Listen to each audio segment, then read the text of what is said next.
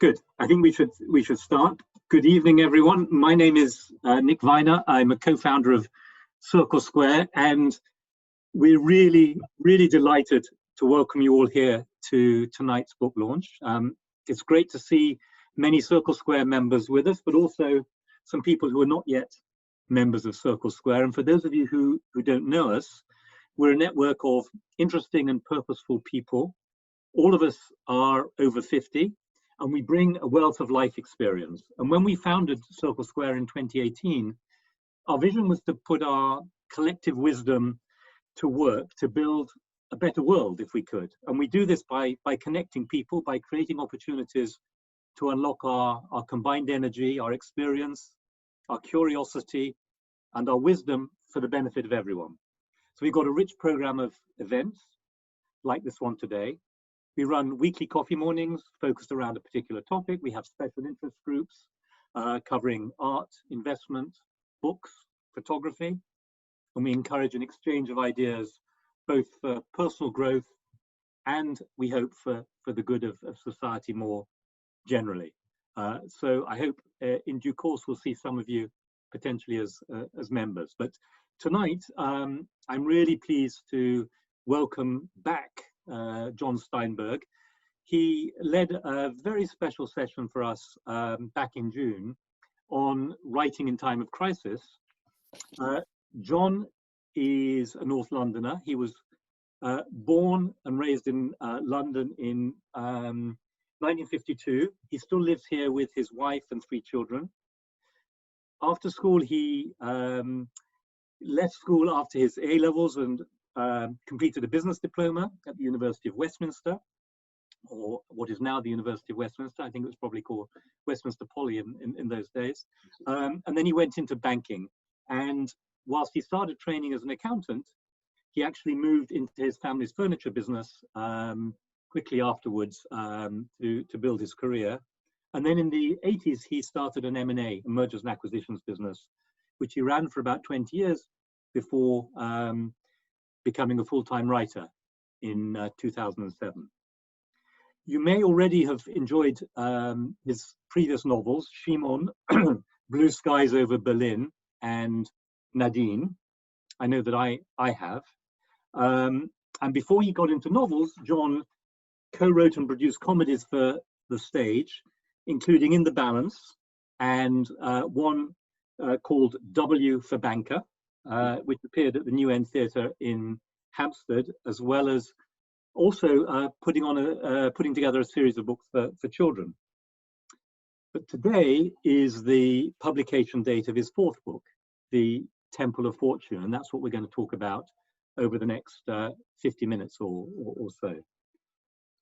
In a moment, we will listen to a very short podcast, and then with the help of Kerry Richards, we'll have a conversation with John to explore the book in a little bit more detail, and then we'll open up the floor to questions, so for you to comment or to ask questions. And when we get to that stage, best is just sort of wave your hand, or if you can on the chat, put your hand up, and I will do my best to call on you in some kind of sensible order. John, by the way, has promised that anyone who asks a question that he answers, so I guess this gives him an opportunity to duck some, but if anyone asks a question this evening that he answers, you will get a signed copy of the book. So get thinking about your questions.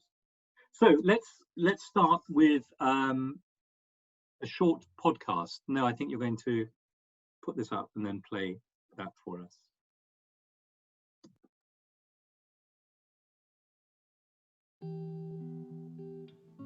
The Temple of Fortune by John Steinberg. Part 1, North London, late autumn 1990. The red Jaguar XJS, its wipers working overtime against the persistent rain, pulled away from the deserted industrial estate and joined the flow of traffic heading towards central London. Stanley Rose gazed in his rear-view mirror at the estate agent's for sale board planted outside the old brick factory as it receded in the distance. As the boss, he was always the last to leave, but today it would be for the last time. H&A Rose Limited, manufacturers of high-quality dining room furniture for half a century, had finally gone broke. Seeing the road sign for East Finchley, Stan was relieved and terrified in equal measure at the thought of going home.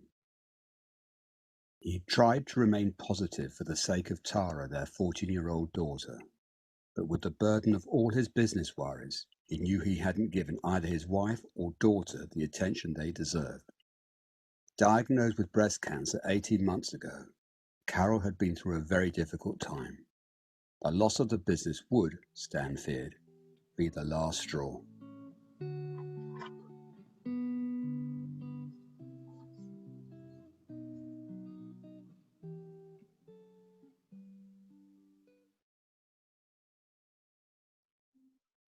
So we just met Stanley Rose, and in the book, Stanley seems to have it all. John, a lovely wife and daughter, a nice house in Hampstead, film star, good looks, but his world is turned upside down, and hidden acts of treachery and an old secret comes out in the book in a shocking way. It's a story of one man's fraught journey, finishing with a fundamental change in mindset that really transforms his life. And the novel shows how the happiness that we look for can often be found close to home, where it was all along. John, I understand that there are lots of resonances in this story with your own life, with your real life experience. Do you want to just tell us a little bit more about your journey as a writer, and in particular how this book reflects elements of your own life? Yes, thanks, Nick. The desire to write derived from, I suppose, a lack of fulfillment in my commercial career at the time. I think there was a mutual disenchantment between the business world and myself, and I needed to find something else, but I wasn't quite sure what that was going to be. There was also a need to do something else, which derived from a similar trajectory to Stanley Rose and the Temple of Fortune, having gone through two traumatic events 30 years ago. So there was a desire, and there was also a need to do something different. I wasn't quite sure what it was going to be. Writing I'd never had any particular early aptitude for writing. I was always interested in comedy, and that's really, I suppose, where I started. I came up with an idea, and I thought, in 2007, what would happen in an American general election if one person hadn't voted and was holding the balance of power? From there, the character of Larry Bloom was born. Larry Bloom, failing clothing manufacturer and part-time crooner, was the one person during the recount between Bush and Gore in 2001 who they could find who hadn't voted, who was holding up the balance. He eventually was persuaded to vote. He also got his moment of fame on national television, 3 songs and a tap, to rave reviews, and surprise, surprise, became President of the United States. This film idea or treatment caught the attention of a chap called Ray Kilby, who I was introduced to, film director by profession. And he said, "John, I actually like this idea. I think you should write a play." I said, that sounds terrific, but I don't know how to do it. 10 months later, when we got together, a script was formed. And I said, now we've got a script. I learned on the job how to write dialogue, which is what a theatre is. I said, what should we do? He said, well, look, you're the producer. You better find a theatre. I was under the misapprehension that he had the talent and he thought I had the money, and we were both wrong. November 2008, however, the New End Theatre was hired for a run of about 6 weeks. I hired all the actors, paid them properly, and I have to tell you, I've never had so much fun losing money. It reminds me of one performance A sold-out performance on a Saturday evening. It was freezing cold in November 2008. I think the heating must have broken down again. The audience were lapping it up, and I had tears in my eyes. And the line from the producers, the Mel Brooks producers' film came to mind. They love it, we're ruined. From there, I thought I'd had probably developed the writing bug, and I had to do something else. So in around 2009 and 10, in the middle of the financial crisis, a second play was written called W for Banker. The W for Banker did reasonably well as well. I lost less money because I was more savvy in those days and realized that a shorter run and half the cast would produce a more positive result. After W for Banker, Ray realized that he wasn't going to earn his fortune with me, so we better go off and do other things. And I had to establish, because I wanted to carry on writing, whether or not I could write on my own. As a result of that, the first play I wrote didn't go on, but I just wanted to write to see whether I could do it. It was the prophetic All at Sea, about the breakup of the euro. Second idea was based upon a biblical sage called, 3rd century biblical sage called Shimon. And I love the trajectory from gladiator to famous sage.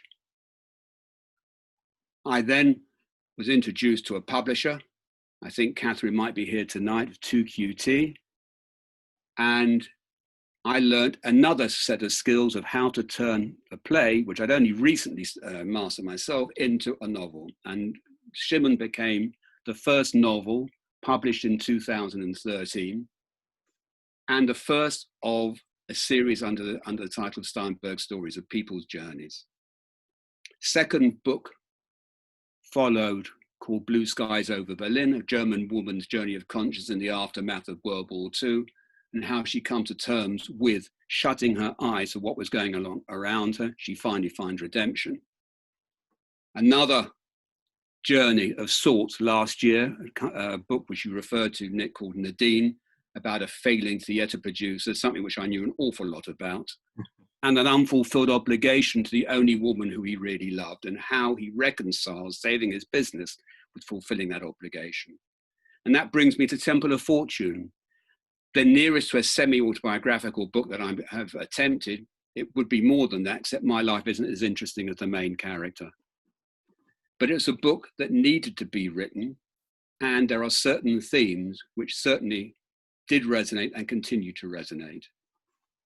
That should be the end of personal journeys, but later on I'll explain with our future projects why that probably isn't the case. So that brings really up to date of the novel so far. Thank you. And the title, tell us about the title is intriguing. What is the Temple of Fortune? Just temple. More about it. Let me set the scene. I thought you might ask that, so I actually had to think, because someone was bound to ask why the Temple of Fortune. Let me the Temple of Fortune, not Temple Fortune, isn't no, it? No. It's parochial enough being the Temple of Fortune. Temple of Fortune would be taking it a little bit too far. Let me set the scene. The scene is a large mansion flat in Bayswater, West London. Stanley Rose, the main character, is attending an engagement party of his mother, Elaine Rose, to wealthy diamond merchant Paul Klein.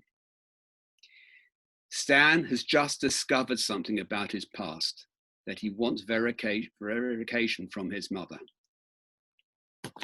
This is a little bit which I'm going to read, which will probably throw some light onto how and why it's called Temple of Fortune. Elaine Rose was gossiping in the other corner of the room with her two closest friends, Stella Stone and Regine Marchant. When they saw Stan coming towards them, Stella, the overweight redhead in a sequined dress that resembled a coat of chainmail armor, sighed and said, "What a good-looking fellow that son of yours is." "I'm not sure your Monty would have been too happy to hear you say that," the more petite Regine giggled. "I don't know. Younger men are all the rage these days," Elaine interjected, already a little too tipsy after champagne. From my experience, that's not entirely accurate when it comes to Northwest London, Regine joked. And she should know, Stella quipped. By the way, how is the matchmaking business these days? That's what I'm trying to tell you, Regine reiterated. Because we only specialise in second marriages, we don't tend to get too many gigolos in our part of the world. Oh, Reggie, it's such a shame that you never found anyone that lasted after Bernard died, Elaine lamented. That's the very reason why I set up the Temple of Fortune agency, Regine explained. When it didn't work out with Albert the Moroccan, I was beginning to lose hope of ever finding anyone. Then the same thing happened with Morris. It wasn't me. I could cope with the unsociable hours of a kosher butcher, but it turned out that I wasn't religious enough for the rest of his family. Would you believe it?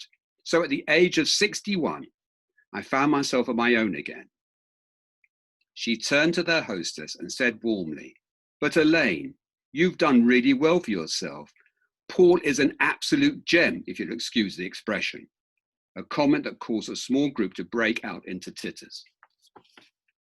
Gives you an idea of why it's called the Temple of Fortune, and perhaps some thought as to how it's going to fit in with the rest of the novel. Very good, thank you. I think, Kerry, you had some points you wanted to raise. You're on mute, so you need to unmute yourself. I thought Noah would unmute me. Okay, we have had some advanced questions for John. Can everyone hear me? So after that introduction, we had a question from Karen from Cranbrook, and she asks, John, your background is in comedy and children's books, which contrasts with your more serious novels. Do you reckon you're finished with comedy in the stage yet? Certainly, I have no plans to lose any more money by putting plays on and see. I think I've served my sentence there. But comedy is very important, and certainly, whilst I continue to write novels of a serious nature, some comedial moments are very important to light the thing up, and actually can be quite effective, as I hope you found with that little extract from Temple of Fortune. So comedy is very important. There are one or two ideas to do something which are completely comedial, but it's not in novels. Comedy in novels generally doesn't work. It has to be a different form, and I am looking at something, not necessarily going on stage, but a couple of screenplays and something like that would lend themselves to pure comedy subjects. Great. Our second question is from Ivor from North Wales, and he said, I can see some parallels between your career in furniture making and that of Stanley Rose, but how close are you really to the characters in the story? Because you said it was semi-autobiographical. Yeah, I'm closer to the themes, the character traits rather than the characters. I mean, I write a lot about failure. I don't want to sound too arrogant, but I've actually mastered failure. I write a lot about disappointment. I write a lot about naivety. Actually, it could be a good title for a book: Naivety, Disappointment, and Failure. I have to think about that. So they're actually character traits rather than the characters themselves. The characters are all construct. But the character traits are things which definitely relate to me, which I'm not ashamed to expose, because that's what I have to do in order for me to be the best writer I can, the most honest writer I can. Then I have to be prepared, which I learned very early on in writing for the editor, that everything has got to come out. There can't be any secrets, which actually brings on to another subject in the book, where I contrast as a writer with a therapist. There's a therapist session between the therapist and the patient. The patient says, look, I've been here for quite a few weeks now, but and you know everything about me, but there are no pictures of you anywhere. Nothing. How do I expect to learn more about myself if I don't know anything about you?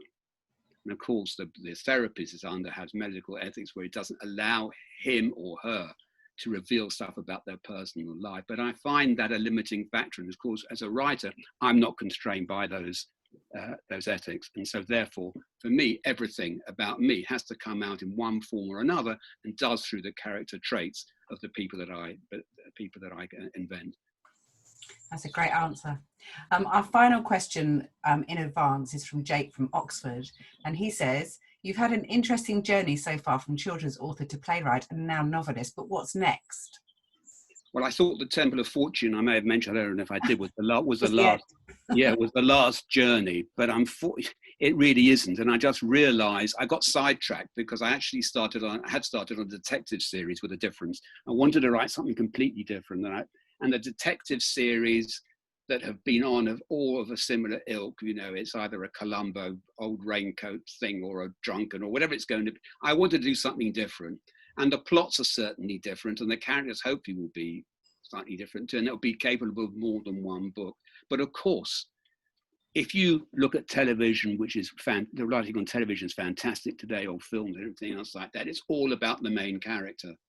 And in order to make it interesting, and a series of books that will be interesting, it's got to be a character development and a journey of that particular main character. And so therefore I realized that journeys are not finished with, and they will continue. And in fact, the book before that I hadn't intended to do, but it's a sequel for Blue Skies Over Berlin, which is entitled 3 Days in Vienna, which is, the protagonist is someone from Blue Skies in Berlin, but I'll keep that quiet for the moment. Again, another journey of coming to terms with who you are, what's been denied telling you, etc. It looks like that's going to be that pattern is going to be for the foreseeable future. So we'll be here again then, John, soon with the next one. Yeah, I mean, if I'm still up to it, yeah. But I mean, the whole idea is that 3 Days in Vienna will be published next year, and I hope that we'll be able to do the same thing next year, irrespective of whether the pandemic is here or not. A virtual book launch does have a number of advantages. So let's see. But that's the aim is to have over the next few years a book out each year. Fantastic. Well, that's exhausting also. So let's open it up to your questions or comments. Who would like to start? Yes, I've got Carl Cohn. Yeah. You need to unmute yourself, Carl. That's it.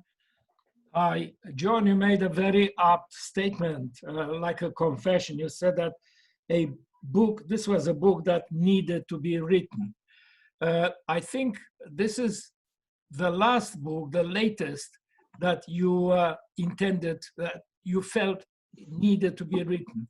I think there is a similar element in most of your previous output, even starting with that probably most unlikely W for bankers. You yourself are football mad, or we used to be, both of us. It meant something to you. It was a chapter in your persona. I think, if I may be so presumptuous, it's so far the book that needed to be written.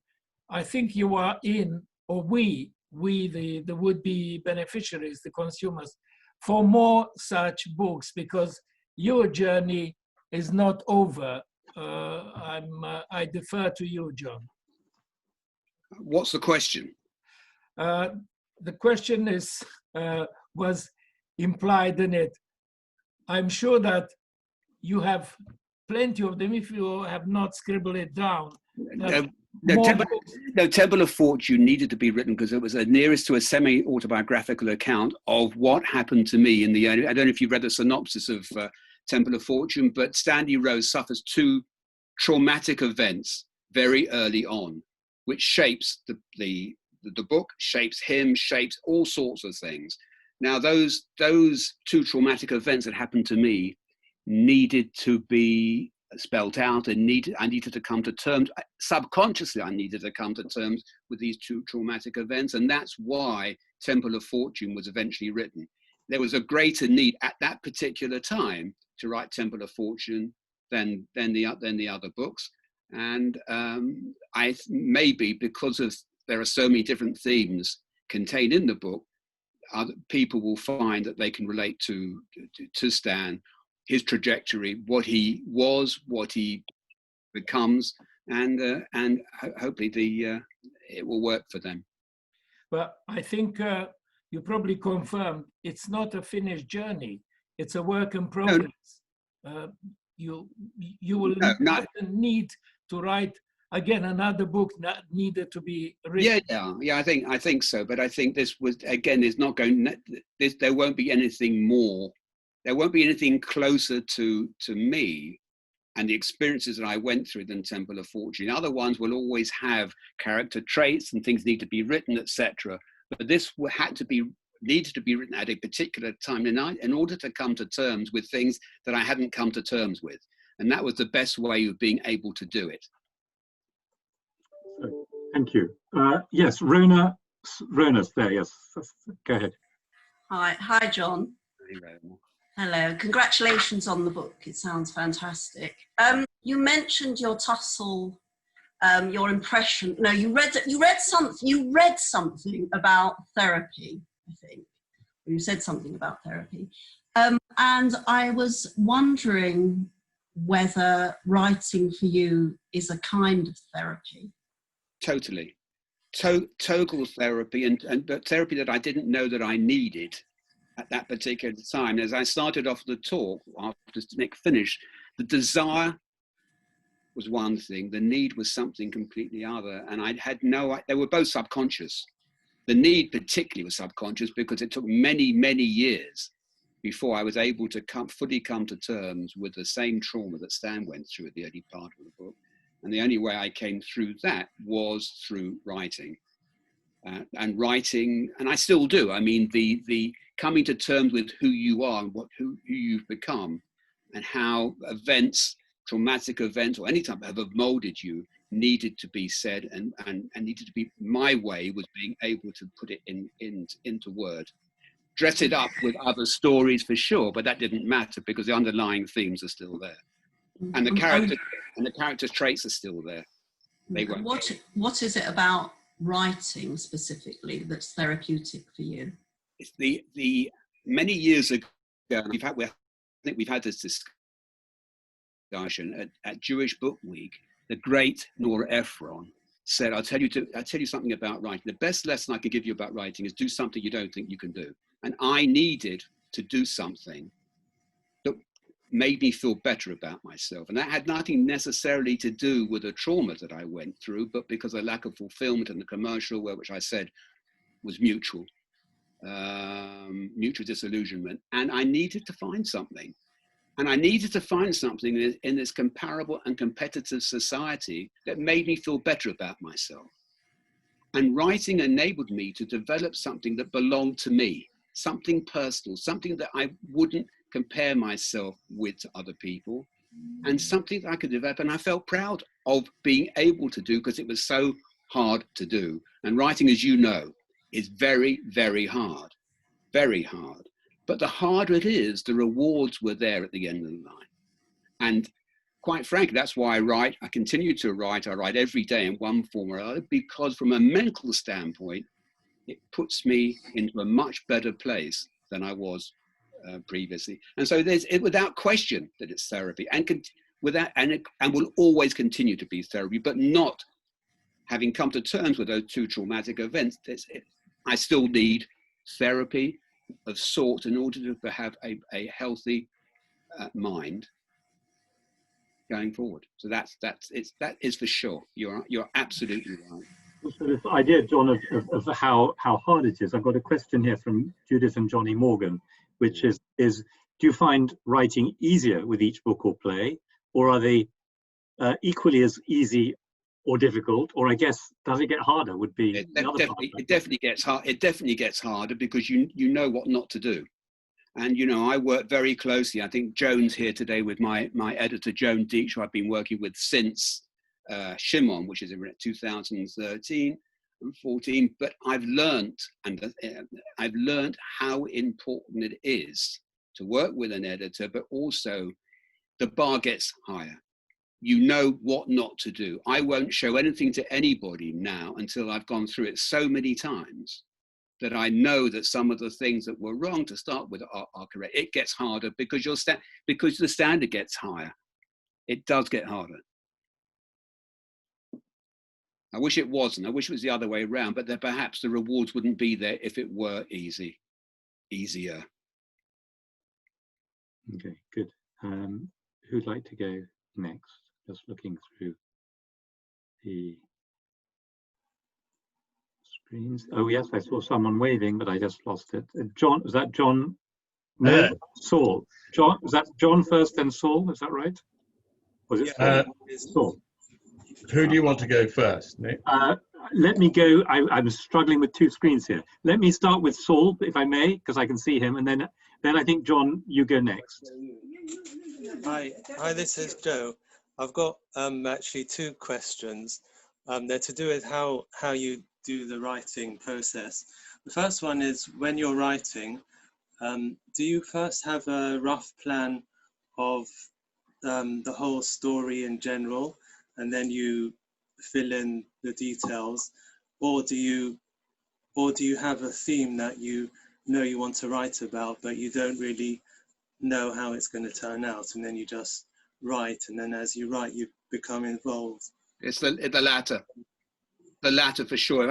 If I were trying to write a plan, it would take me 5 years to write a book. So I've got an idea of what I want to say, and I write immediately. I start immediately, and it develops as it goes along. Problems crop up all the time. I try and solve the problems. I swap things around, but I write immediately. I either writing is not always getting at the computer and opening a file and start. Writing is thinking as well. You know, many years ago, when I first co-wrote In the Balance, I learned the most important thing is knowing your characters. And I remember having a heated discussion with Ray, my writing partner. We were walking in Hyde Park, and we'd be having an argument about what Larry Bloom would or would not have done. And he was a complete construct. But when you know someone really well, you know that you're on the right track. So character development is extremely important, but planning stuff in advance, no. Maybe a little bit of research, but because my books are realistic fiction, I think is the right description, the amount of research, although it's still quite a lot, would not prevent me from starting straight away. Okay, thank you. And the other question I had is, when you're writing something, supposing you're writing a certain section or certain scene, and so it's quite involved and you're enjoying it, but it's also quite hard, then there may come a point where you're fairly happy with it, but how do you then decide that it's okay to move to the next section? In particular, do you ask somebody else to read it carefully so that they can tell you what they think? And because even though you might be happy with it, they can see lots of things which you might not see. But first of all, a scene is just part of the whole thing. I mean, a scene, everything has to fit in. There's a main plot, subplots, and all sorts of things. So it's not a question of actually finishing one scene and being happy with it and then moving on. It's all part of, the component parts are all part of the whole, and everything has to tie up. You know, you set things up very early on, they come to fruition later on, etc. So that doesn't really apply. You just fit in things, swap things around so that it actually makes sense. Being happy with it is another thing entirely. I'm not sure I'm ever happy with anything I've ever written. I'm less unhappy with the things I've written rather than being happy. But the confirmation that you mention comes probably through Joan, my editor. When I've actually done as much as I possibly can do at one particular stage, I will let her to have a look at it and say, right, pull it to pieces. And be prepared to do a lot of it again. In fact, I have said one story where I think Joan is here, is to, in Blue Skies Over Berlin, which was my second book, she was very complimentary about it many years ago, not a few years ago. And she said, look, one thing that I have to tell you, I've scrapped the first chapter. I said, you can't scrap the first chapter. That's where the protagonist said, you can't do that. I'm telling you, she said, have a look at it, scrap the first chapter. And about three-quarters way through the day, I realized she was absolutely right. And so the protagonist didn't become the main protagonist, the other person did, the ancillary character. But that's when a fresh pair of eyes is very, very useful. But today, it's only when I know that I can't do any better at a particular stage will I let someone have a look at it. I don't let anybody have a look at anything anymore because it's the wrong thing to do for me.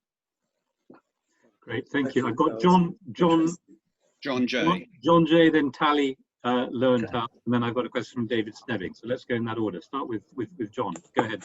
Well, first of all, I need to congratulate Rona on her cat and the wonderful appearance he's just made. Beautiful thing. Secondly, you've slightly preempted, Nick, the question that I was going to ask, which is how does one get a signed copy, which on the assumption that John is going to answer the question, I think I've already got it. But thirdly, far more importantly... You've got to have the question answered, John. You've answered your own question. That doesn't count. But now the third, most importantly, John, this is very important indeed. Which is the best venue through which to buy your book so that the most money goes through to you rather than some intermediary? Well, that's very kind of you. The best way to buy the book, or the quickest way to buy the book, is on Amazon. And Amazon, Amazon will pay the distributor, and the distributor will pay me at some stage or other. There are no intermediaries.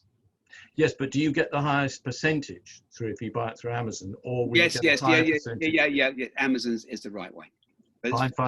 Thank you for that. Thank you. And I actually, if that's the only question, you're certainly not entitled to a signed copy. You can go and buy. You can buy the thing. I'm going to buy the thing. I know you think, but I appreciate that. I answered the question, but I don't want to say I haven't told the truth. But this is the one question I've answered where I'm not going to give you a signed copy. Not fair. No, I don't want to. I don't want to give me a signed copy. I'll sign your copy anyway. Splendid. That's what I wanted to hear. Let's go to Tally Lowenthal. I think you had a question. You need to unmute though, please.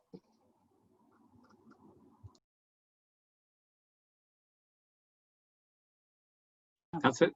It was going. I had a question, but you've now answered it. And Good meanwhile, Tally says he's got a question, so I'm letting him have it. Okay, so John, tell me, you have, these fascinating books, whether it's Shimon, Blue Skies Over Berlin, this one.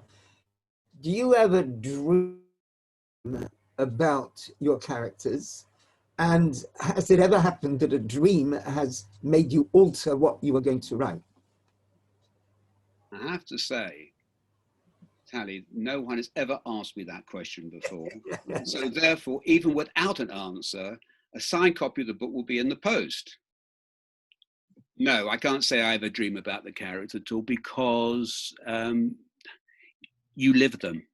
You perhaps would have dreams about things and people and that were subconscious, but because they exist, they really do exist. It's not something which I tend to dream about. I might try and forget about them, but I don't. I certainly don't dream about them. Although there is, and we've had this discussion before at Blue Skies when we had that meeting, when we had that launch, that at the end of a book, it's sometimes quite hard to get the characters out of your mind. If you've been living with them for a number of years, what do you do when you come to an end? It's actually quite easy to go into some type of a downward spiral because you have withdrawal symptoms. But I don't do that anymore. I've already started another project before I come to the end of the last one, so I can actually go on to one thing after. And at the moment, I'm doing 2 or 3 things at the same time. So though that did happen in the past, but to answer the question honestly, no, I don't think. Although probably having said that, I might dream about something tonight, and so I'll let you know tomorrow. Well, the problem is people often, they go through a whole dream, and when they wake up, it disappears. So the other question is whether they dream about me. But I was very struck by the fact that having written Blue Skies, you then wrote a sequel to it, as if you didn't get those.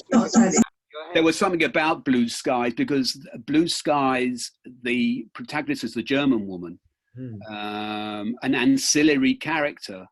Is not her best friend, but the daughter. And the daughter also, the mother, Elizabeth, who is the Charlotte's best friend, Lillian, is a survivor of the Kindertransport and is quite badly damaged. Never come to terms with exactly who she is, and probably until the end of the first book. But what actually happened is the daughter is equally damaged. And I thought it was a good idea, or an idea came to me, to look at the daughter's journey in a sequel of how she comes to terms with what's been withheld from her and who she really is. So that's why it takes her to Vienna, where the mother's family perished, but that's where they came from, and that will be the sequel, all being well. I hope I don't think about it. John, I've got a question here from David Stebbing. David's here. David, maybe you want to ask your question yourself rather than me trying to read out. Yeah. First of all, hello, John, and thank you for inviting me. It seems to me that a lot of your characters in your books are Jewish, and yet, if I may say, from my personal knowledge of yourself, you do go to a weekly shiur. The interesting thing about it is most of these characters do seem to be without spirituality. And yet yourself, you obviously have a spiritual benefit from going to shiur. Could you please explain this dichotomy of your views in your characters and yourself? David, if you read Temple of Fortune, you might change the inference, which is an accurate. Not an inference; it's just an observation. But the observation is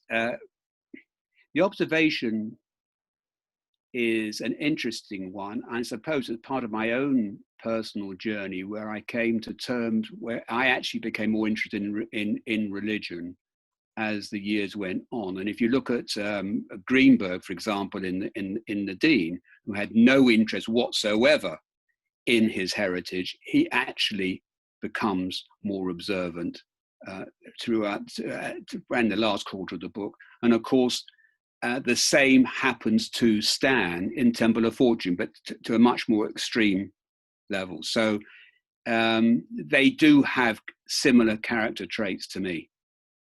Shimon talks for himself because he was a biblical sage anyway, but it's all part of the journeys that these people go through. Where is it echoing your life then?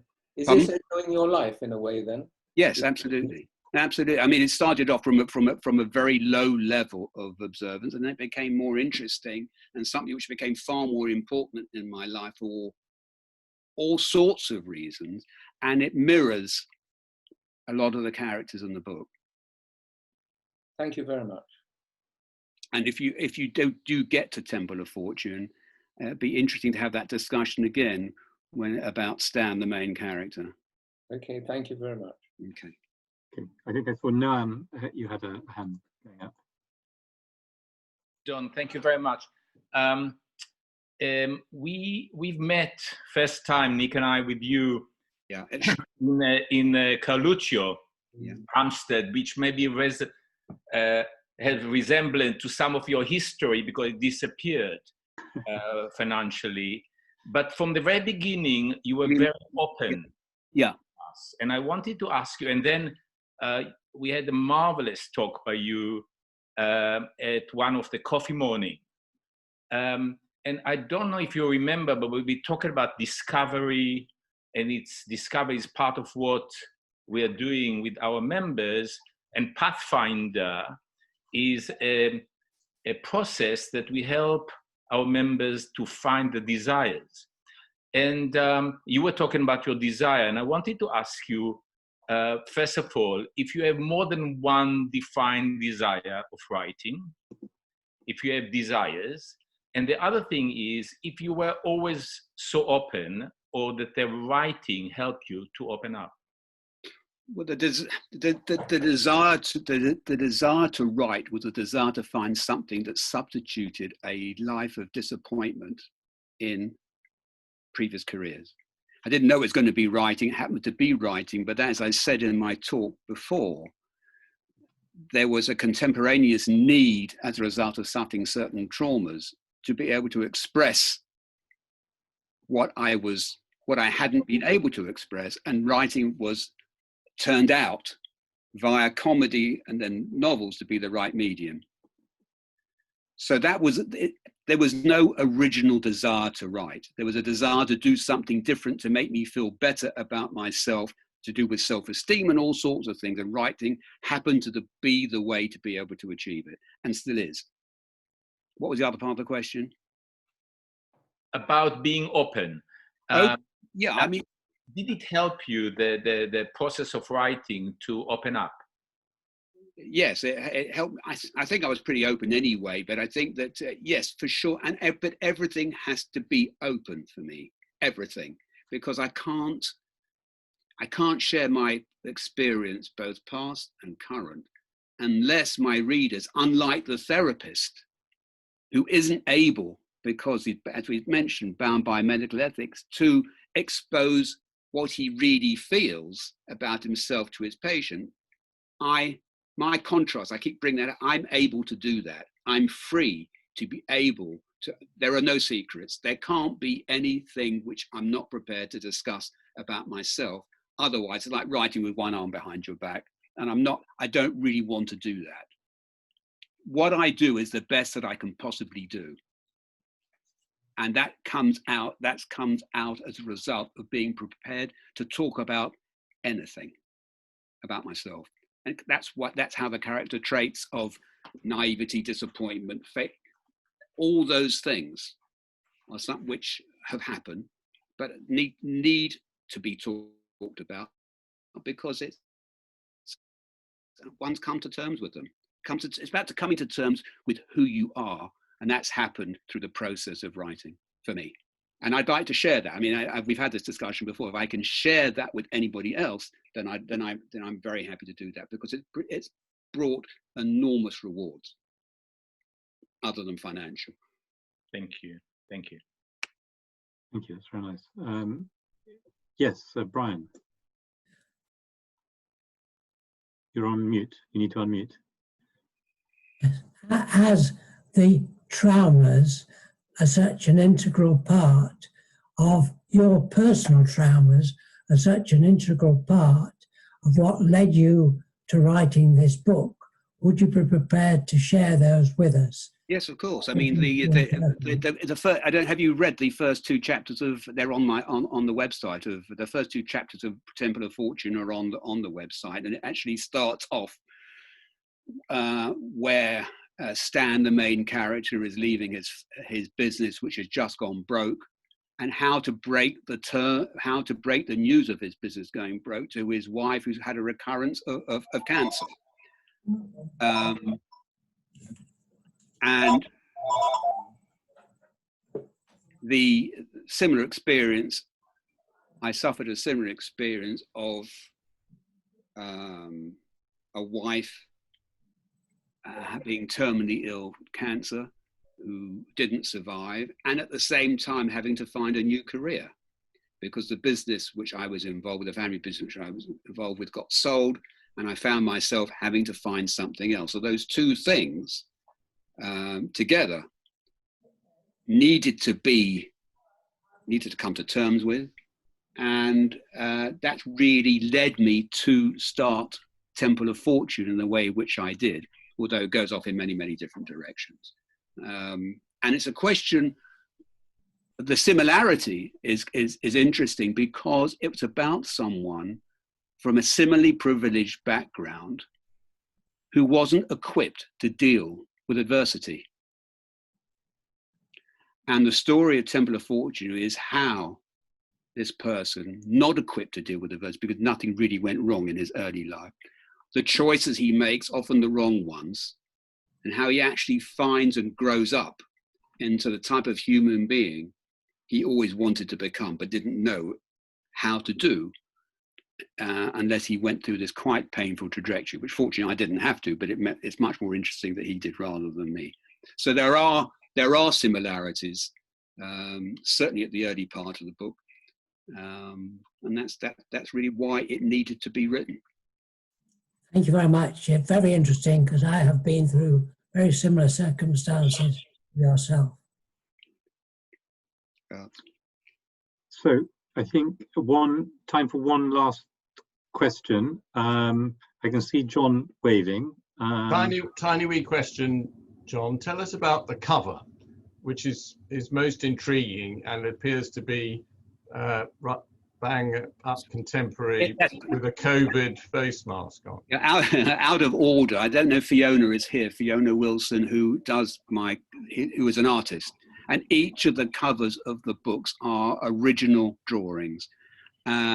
Fiona insists on reading the book first, And that's the illustration that she came up with. The illustration of the young lady on the cover, which I'll show you, is Tara.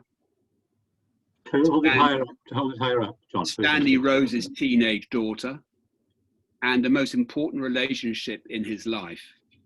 That is quite erratic. It goes up and down. All sorts of things happen until they finally get together later on in the book. But she is an integral part of his journey, and she makes the front cover of the book rather than the fact that she's wearing a mask. I think may be coincidental. I'd like to say it was done on purpose, but I think that would be dishonest. So, John, I think we've got. So it's a complete coincidence. It's not related to COVID-19. No. I don't think so. I think that you know, however prophetic All at Sea was, which was a play about the breakup of the euro, this would have been even more prophetic, having been written 2 years ago about a pandemic that was probably more than a black swan. So, John, we've got one last question we'll allow from Ian, if you'd like to ask it, and then we'll wrap up. So, Ian.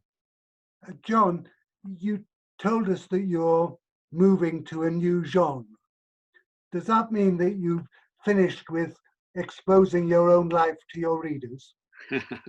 I think that was the intention. I think that because 3 days in Vienna it just came in. It was just kind of a distraction, but has to be written. After 3 days in Vienna, I think that the detective series, if it ever gets off the ground, will be much harder for my readers to relate anything to do with me. It's actually a very difficult thing to do because it's a complete construct. Everything is completely constructed, whereas all the 4 or 5 books do have character traits of me. So the answer to your question is yes, probably in a year's time, if I'm still able and fit enough to be able to get the books out. But I think that when the detective series comes out, which should be capable of quite a few different stories, then I think it will be harder to relate to me. I think I'll have done that, but you never know. Something may happen in the meantime, which may change. This is the beauty. The thing is that you plan things to happen, but certain things get in the way or don't get in the way, saying, I've got to do that instead. So you fit other things in. You end up, your time planning goes for a burden sometimes. Has the pandemic got in the way? No, pandemic has not got in the way of being creative. No, I mean, it really hasn't. It's been quite a creative period. And not that I would say, it has many other disadvantages, but no, it hasn't got in the way of my process. In fact, I've got this wonderful evening tonight that perhaps wouldn't have taken place had it not have been for the pandemic. And it's certainly, as I said to Nick, the right way for me going forward to launch further books if they'll have me. I much prefer this virtual book launch than the previous venues, which we had in the past. No, we're delighted, and no travel involved. We can all go straight on to the next thing. But John, do you want to? We should probably draw things out. I don't know if there's some people you want to just to say thank you. Then obviously to you, Nick, and everybody at Circle for putting this on. It's really been very enjoyable, very useful, very productive. So thank you for that, for everybody. To you, Helen, Tanya. I need to thank Catherine at 2QT, my publisher, for the product, for producing the book, which you have here. I need to thank my editor, Joan Deach, who I continue to work with, and it's an absolute joy. My main sounding board, and it's certainly helped me in my development and continues to do so. So thank you to her. Thank you to Fiona for a wonderful illustration front cover. To Kerry for helping put tonight together, for the website, for marketing. Who else? For everybody for coming tonight. I mean, there are other things that I'm sure people would be prefer to do, but I'm very grateful for everybody taking the trouble to attend, for the questions, and hopefully everybody will stay safe going forward so we can actually resume with the same number in a year's time. Brilliant. So I'm going to sort of wrap things up. John, thank you. As you mentioned, Amazon has this book available if you want to buy it on Amazon. I do, if you prefer to support independent booksellers, you can also buy it online through Waterstones and Foils, but it'll take a little bit longer to come. But do get a copy. In fact, you should get 2 copies, one to read yourself and one to give to a friend, and that will help and help sales. But also, John tells me if you write a review, that will also be really helpful. So I'm sure I know there are many writers and budding writers, so please review the book as well.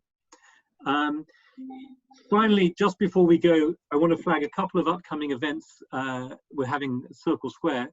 Next week on Wednesday, we have a lady called Carol Michelson, who was a curator in the Asia department of the British Museum. She's going to speak on Wednesday about her interest in Chinese jade. That should be a really fascinating conversation. And a weekly coffee morning next week is being hosted by a lady called Nicola Glucksmann, who is a psychoanalyst.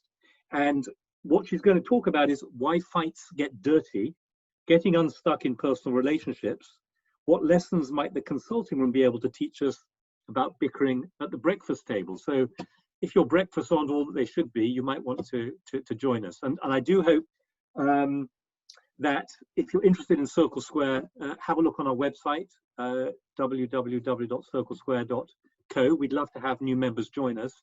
And you can see on the chat here details of John's website and some other places where you can get information about the book. So thank you all very much for coming. I hope you have a very good rest of the evening, and we look forward to seeing you at John's next launch and at some of the other events coming up. Thank you very much. Bye-bye.